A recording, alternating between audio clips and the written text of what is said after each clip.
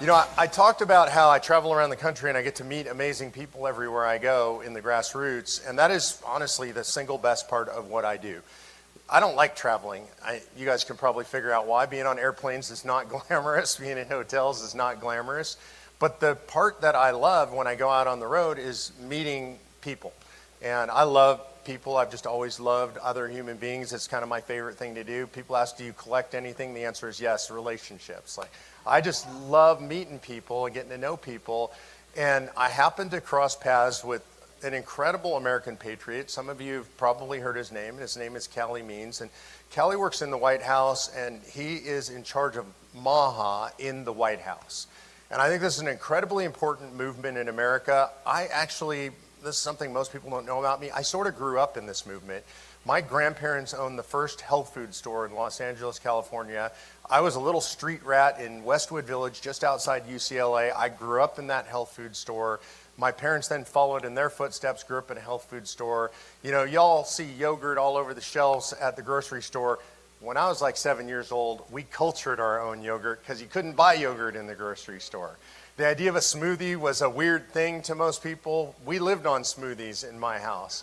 No, we were not hippies. We were just in the business. A very conservative family, just happened to run health food stores. My parents ultimately started a natural body care product manufacturing company, so I grew up there in this entrepreneurial lifestyle, but it crossed over with what we didn't call MAHA then, but we now know as MAHA. So I had a chance to cross paths with Callie. Callie's an incredible advocate for us, for our health, for the country's health inside the White House. There was just a huge MAHA initiative announced. Callie was at the head of all that. He advocates for the health and wellness and everything that's necessary to make us great at a personal level, at the health level. We cannot be a great country if we're not healthy. He's the co-author of a book. If you haven't read it, I can tell you it changed my life. It changed my family's life. We were already sort of aware of health and nutrition and all this stuff, but I read the book Good Energy that he wrote with his sister, and it was transformational for me. And Patty was actually introduced to me by Lucy, my daughter, and her husband, Clayton. They read it first. I can't even count the number of copies that I've given out or recommended that people get. I take a little bit of credit for it being a best-selling book. So I don't know if Callie would agree with that. He is a senior advisor, I said, for MAHA, but also he is an absolute diehard COS fan. I mean, this was one of the most amazing things. When I met him, he said, we're not going to fix this at the federal level. The states are the way to go. He loves COS. It's incredible. By the way, his wife just had a baby a few days ago. So the fact that we get Callie here today means his wife is a gem. I give her all the credit. I'm proud to introduce you to Callie Means. You're such a unique person generally, but also a unique person to be inside the White House and inside the federal government. And you know, I had some of this conversation a couple of weeks ago. Thank you for meeting with me over at the EOB. By the way, he works over at the EOB, and this building, the executive office building, if you've never been inside of it and you get a chance to tour it, it's so beautiful. It is what architecture should be in Washington, D.C. So that's got to be cool to work in that It's very building. cool. Yeah. It never gets old. Yeah. So you've been inside. You've seen the beast from the inside. You and I talked a little bit about this. You're not an insider. You're a businessman, an entrepreneur. You built a great company. What's it like being inside the federal government? I'm drinking the Kool-Aid. I think I think President Trump has the opportunity to be one of the 3 or 4 best presidents in American history, and I think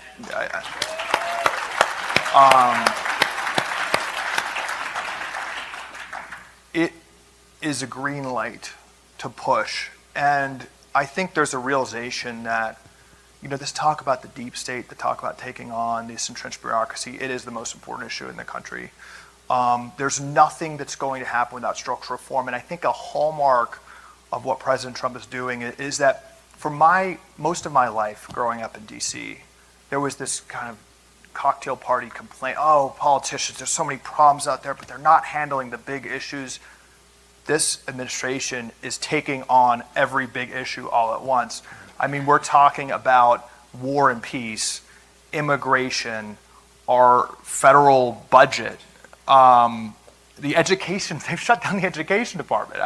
We're talking, we're talking about foundational conversations about the healthcare, which I've been describing, which really get to, I think, spiritual and cultural conversations. I mean, you just got, taking on the deep state. It is incredible, and I think there's a realization we're not going to solve everything right now. Actually, what will really change the world is a cultural and systemic conversation, and I think they're legitimizing and changing the Overton window culturally, where we can talk about a lot more. And I think it's not surprising that there is a violent backlash to that conversation. Yeah, I'm really interested in that to the extent you can without alienating people. What's the difficulty? Like, what is the backlash inside? When you run into roadblocks, where do those roadblocks come from? The Senate. The Senate. It's pretty interesting, huh? It's the Senate. I think that the consolidation as much as possible under the current system into the executive, which is probably something we all are a little bit wary of. I think given the absolute, post-Cold War failure, and I think it's an utter failure that threatens the continued exceptionalism in the United States of our Senate. I think President Trump trying to do as much as he can on his own is inevitable. To get anything done absent structural reform, I think we are at a real standstill. And by the way, many leading senators will, I'm sure they have told you, will say this off the record, it's not working. Just that SNAP bill, not one co-sponsor when we're government subsidizing soda for kids. Every senator is able, senators are able to get bought off, and even if many of them are good, there's so many ways to scuttle progress or scuttle real reform.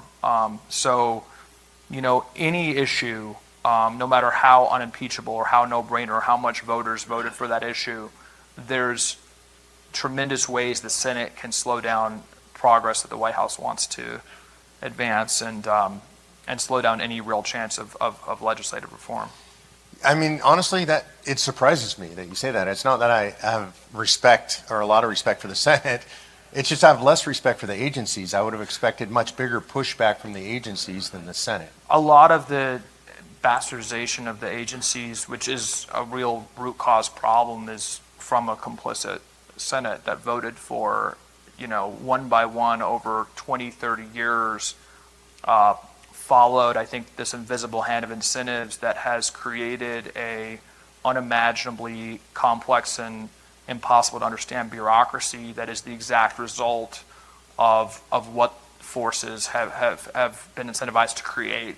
And I think a lot of this absolutely hopelessly broken bureaucracy is from rules that were put in by the Senate. And there's been no oversight, and there's been encouragement of it. Right. So as a guy who is used to running a company, which means you kind of run it the way you want to run it, how difficult is it to have to work within the constraints of the government? I think it's clear, to everybody that it is the great opportunity we have is right now, because there's such a green light to push through this stuff. And I think it's being really aggressively conflicted. So there's a green light. I think there's hope, because a lot of stuff just can be done. I mean, the executive branch has a lot of power. The way the bureaucracy is created it's designed to slow things down, because there's so little accountability anywhere, and so many different people in the bureaucracy can scuttle it or delay it. And delay is, I think, the great weapon of the deep state. But there's a green light from the top to take this on. I believe when it comes to healthcare, we've achieved more public health reform than any administration in modern history. I mean, in 1 year, we are reforming the nutrition guidelines, which I mentioned, which have huge impact. We're initiating through the executive branch front of pack food labeling to give Americans more transparency. We've worked with states to reform SNAP. We're lowering drug prices to get them more in line with Europe. I think we've done some structural things that will be clear as time goes on, but we're really taking on the standard of care, the corruption in how we get health care, the fact that Medicare, Medicaid, their quality metrics are on whether you're taking a pill, not on whether you're healthy. We're reforming things like that. We're giving patients more flexibility. not the top down, but HSA. So we're doing a lot. But again, I think that's the most important thing of getting those policy successes is showing, I think, culturally and showing the country that like we can have a better way. And the only way we're really going to solve that is if this momentum we're seeing from this administration fuels efforts at real structural reform, which I think this is the greatest example of. I think this is a 10-year journey, and it must result in structural reform. It must.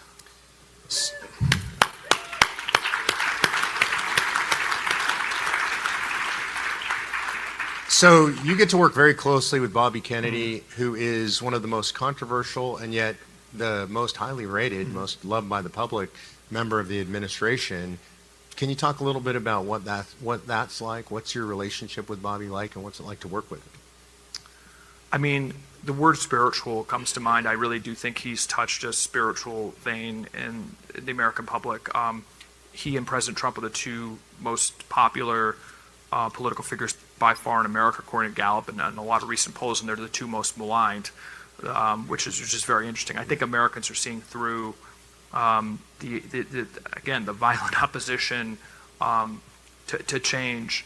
Bobby Kennedy is the first HHS secretary that isn't an appendage of corporate interests that profit from when we're sick, and he sits at meetings with the NIH, with the FDA, the CMS, and we talk about how kids could be healthier. We talk about how we can get healthier food on a child's plate. We talk about how we can inspire Americans to exercise. It's like unbelievably wholesome. There's no secret like master plan other than trying to lead inspire on an individual level around kitchen tables more, awe and curiosity about the interconnectivity of our bodies and why we're actually getting sick, which is simple. 95% of healthcare costs are chronic lifestyle conditions. It's very simple. And that's being obfuscated and gaslighted by the medical industry. He's also, I really admire his bravery. I mean, it is weird that we're being so aggressively lobbied and he's so aggressively attacked, not for even really policy, but for asking questions about taboo topics like vaccines. It's not a conversation on some of these issues. It's like you literally, there's lobbying to not study it, to not study certain issues. And he does gravitate to issues, whatever you think of that issue, he gravitates to issues that people are saying, don't ask questions about this, because that's probably something we need to look at. And he's very brave. And I would just also add, just unbelievably empowering to his team. He has an incredible team around him. Jay Bhattacharya at the NIH, Marty McCary, Dr. Oz. He's just a giant of a leader where he has set this mission and then has just like providing air support just for his team to just run. And then President Trump calls him almost every day and says, I got your back, do whatever you need to do. So it's very inspiring. Awesome.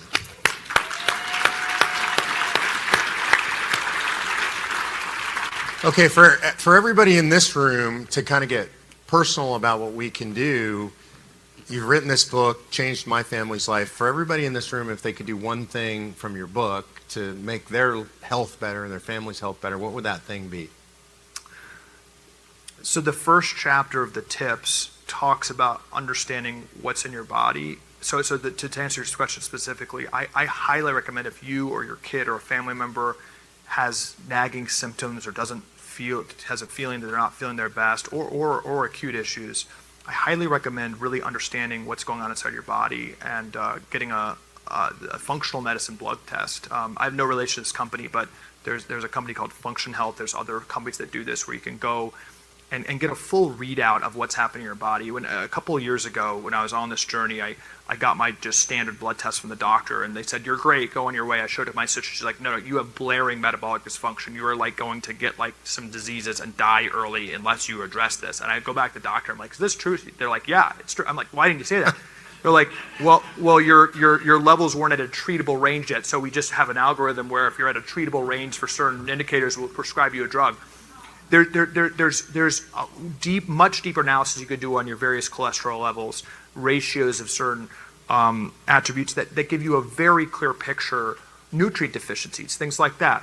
So I think having more awareness of actually what's happening inside your body, which can happen from these deeper dive blood tests, is really, really important. And then you can create a more personalized diet and supplement, exercise plan, and really know what's going on. We have no awareness of what's happening inside our body.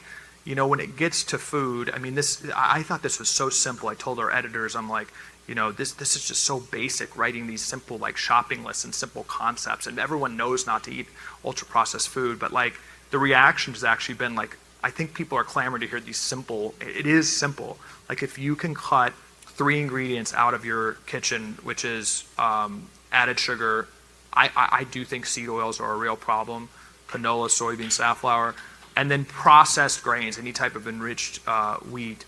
The processing takes the fiber off, and you know, which blunts the glucose impact. And I think there's a lot of other problems, and it turns into sugar in the blood. But if you can cut those 3 things from your diet, I think you're 70% there. I really believe that at HHS, and this is barely hyperbolic, I kind of, if we fired every single nutrition, you know, research grant, which has been just totally just PR for the food industry, big food, if we cut most public health programs and just have a national effort for people to get their 5 metabolic biomarkers in line and understand them, which again, triglycerides, HDL, you know, their weight, blood pressure, blood sugar. If you get those 5 biomarkers optimized, and 94% of Americans don't have those optimized, by definition, you don't have type 2 diabetes, which is a totally, almost entirely preventable and reversible condition.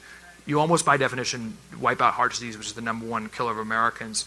You also, things you don't expect, like Alzheimer's, it's now called type 3 diabetes, it's downstream of diabetes, many forms of cancer. You actually solve trillions of dollars, I think, of annual budget. We spend 28% of our budget on healthcare right now. We spend 11% on defense and intelligence. It's growing faster than anything else. You actually, those 5 biomarkers, and I think of just a public health message of eat real food. Eat real food. But those are some principles. Okay, we're just about out of time, so one last question for you. You just had a new baby. Tell us a little bit about your family, and how did you find such an amazing wife who would let you come to this after having a baby? Oh, man.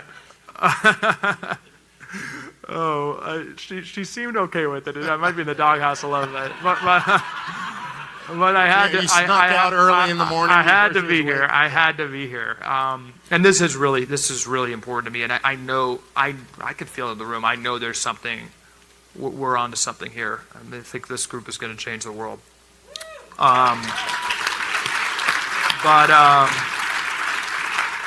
So this is your second baby? Yeah, second baby. This has all been an unexpected journey. I met my wife at business school. She was actually, we started a company, not in health, e-commerce. She was my boss. She's an incredible woman. My wife's still my boss. Yeah, right? no.